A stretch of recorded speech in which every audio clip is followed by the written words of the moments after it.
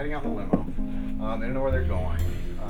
We're intercutting that with the guys in the van, racing to intercept them. Every episode starts in the writer's room, spitballing ideas. It's something we picked out of the news. A lot of times it'll just be an observation. Sometimes we'll even start from a character standpoint and say, what would happen if Peter and Neal had to swap roles for the day, something like that. If you have an empty dry dock, and what they'll do is before a ship comes in, they have to lower it and flood it. Right. So can we drown our guys?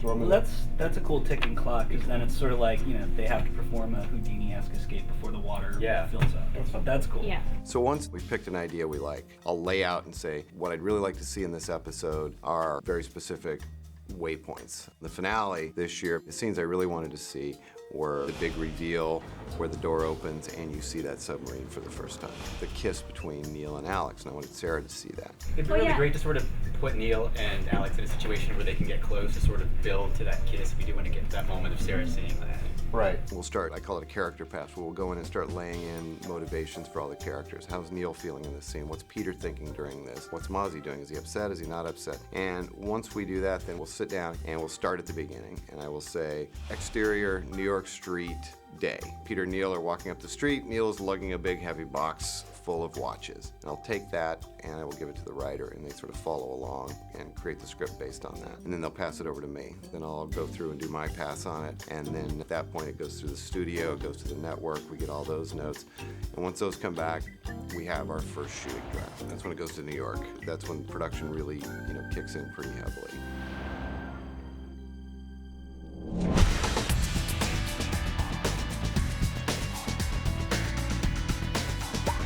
I supervise the production here in New York, and basically that means taking Jeff Eastin's vision once the script is written and translating it to the screen. So I work with the directors, the locations department, and the production designer, and with the production team, and prepare them for what's going to come. I get the script usually the night before I start work on the show, and we have a discussion, okay, what is going to be a location, what is going to be a set, what are we going to shoot, and where are we going to shoot it? The vast majority of my time in prep is spent in a van looking for a location with the help of our wonderful location manager. We do a lot of tech scouting to show other members of the crew where we're going to shoot. They come toward us here, tracking them this way.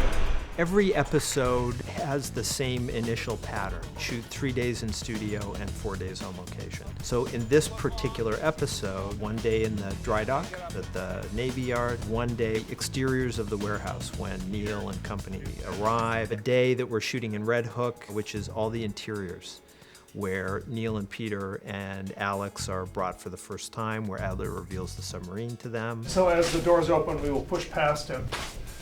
And in theory, we're supposed to be looking down on the submarine. And then at the Conservatory Gardens, which is up in Harlem. Peter coming around this curve here and going this way, and we dolly a little bit with him. And he goes out of frame, all right to left. Background action! What's great about New York is all you got to do is point a camera and you've got production value. Action! I'm cracking safes. I have a sense of purpose. I've never shot in New York before, so I wouldn't know about, no. New York is a wonderful character in any piece that chooses to actually use it. The kinesthetics and the pace and the people can't really be imitated anywhere else. New Yorkers are amazing, even the ones who get indignant and curse at us as they walk through our shots. I love it. The first season, it was a lot of, what are you guys shooting? What are you guys shooting? And now, second season, it's like, white collar, like they know we're shooting, they know our show. It's exciting. Fans coming up to us on the street is a common occurrence, and we really enjoy it. They're great. It's very smart, it's very savvy, very sophisticated, and I hope you have many, many seasons. Thanks, Faith. You're welcome. It's real. You can respond to things. A bus goes by, you look. That's all natural. It's all New York. I think it infuses the scene with a lot of spontaneity and a lot of authenticity. Some of the challenges facing our department on a day-to-day basis can range from just dealing with the neighborhood. This is New York City. This is not a film set. Part of our job is to be a nice liaison between the film crew and between the neighborhood. We set up these safety cone lanes, wave vehicles through, buses, trucks, and that because people always want to stop and look, and we just try to keep people, focused on the traffic at hand and keep them moving. The sound challenge on White Collar is unbelievable. They like the city, they like to see the traffic. They use a lot of wide shots, they shoot angles facing up, which makes it very hard to get a boom mic in there. A lot of radio mics, really noisy backgrounds. Do our best.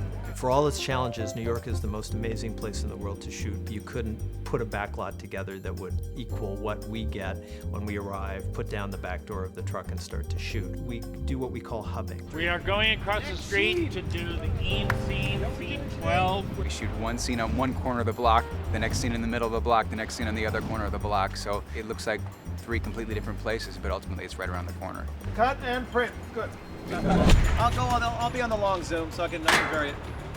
People say about White Collar that it has a very distinctive look, that it romances Manhattan, and that's because of Russell Fine. That's because of the way that he frames and interprets and translates the city into the visuals that define the show. I've been the cinematographer on White Collar since the pilot, and one of the things we wanted to do is to take a more cinematic approach. Big, wide masters that show all the kind of glory and all the detail and graphics of New York City architecture. We frame up what the coolest looking shot is, then we go, oh, then the guys can kind of come in from the right side of the frame and kind of enter this great big graphic postcard of a shot. He's got an amazing eye. He's a commercial director, still photographer, and he really brings that sense of aesthetic to every shot. The other thing about Russell, too, is he and his team are incredibly fast. I've never seen anybody lay dolly track as fast as these guys. I mean, it's almost magical to watch it go down. We don't do handheld photography, and we don't use a Steadicam. So we use a dolly and a lot of track. And almost no matter what the location, we'll put down 150 feet of track in less time than it takes to even rehearse the scene. And that's just a credit to my New York crew, and they're just an amazing bunch.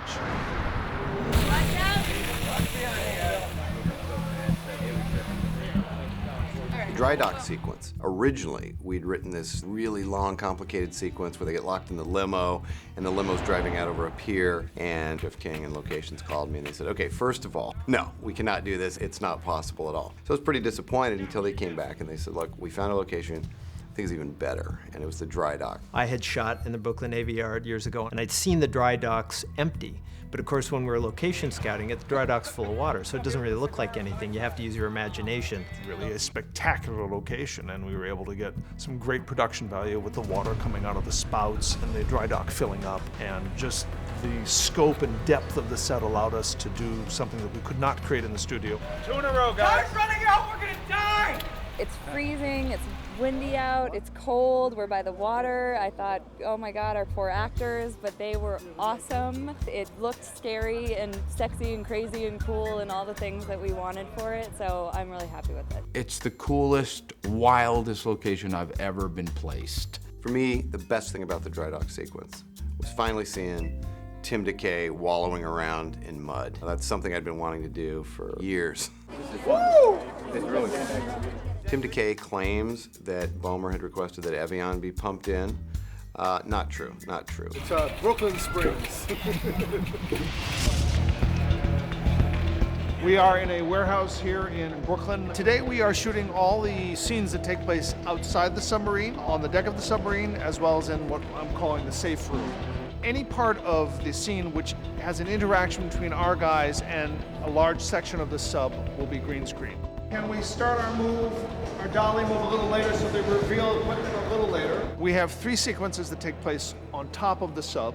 So as you can see, the art department has built this great conning tower as well as a section of the sub which includes a hatch and the area where the Enigma machine is. We receive the script basically the day before we start physical production. We have 7 days to prep an episode. Once we receive a script, we then have a concept meeting in which we go through the entire script. I then start conceptualizing pretty fast and furious as to what the elements are. For this episode, we started researching German submarines. What we're standing in front of is the conning tower and the upper deck, which is to scale. I'm the king of the world! This is incredible. This is what they've had, a week of prep to do. They've created this for us. We got the portal to the sub where Peter and I are about to break into, and they've just done a really incredible job of creating something that looks real and authentic and not gimmicky in a very short period of time.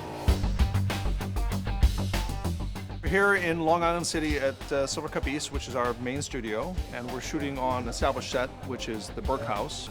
Hell? Honey?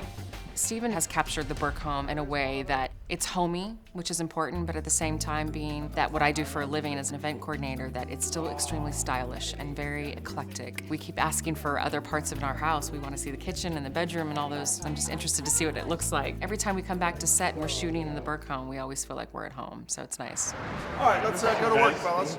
Our New York crew, it's the best crew I've ever seen. We pull off a show in 7 days, which is really an amazing feat in itself. What we do every 7 days is make a movie. It takes the same amount of hard work and dedication as it does to make a feature film. With the time restraints that we have, it's amazing how fast and how precise and how wonderfully positive this crew is. They're fantastic.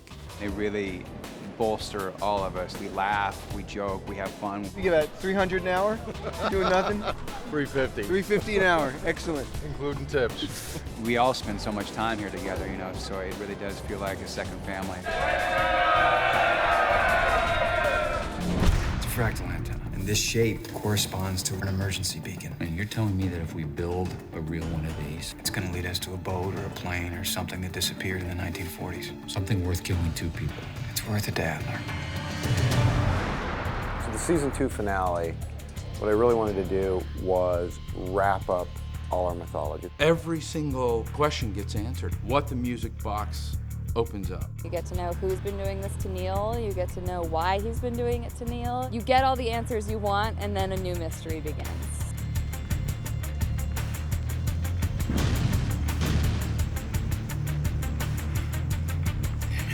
One of the things Jeff Eastin does so well is he writes mid-season and season finales that just completely excite you and leave the audience really wanting more. And to play the end moment of this season where everything Neal's ever wanted is right there in front of him, and to have that conflict was really fun and inspiring. We see this panic on his face. It's like, my God, what's this going to do to my relationship with Peter, and what's it going to do to the relationship with Sarah? Am I going back to jail? All these things.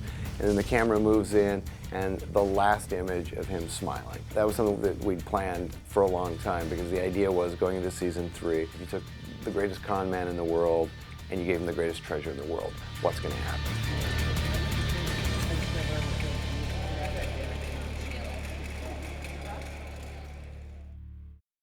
We have the single greatest crew ever assembled in the history of television or cinema. They work for free. They come in with a smile on their face. They never take anything from craft services. They don't drink coffee. They're pretty much the most amazing human beings I've ever encountered in my life. Thank you. 10. I mean, really. Yeah, thank you so much. Thank you. We can cut that out, right?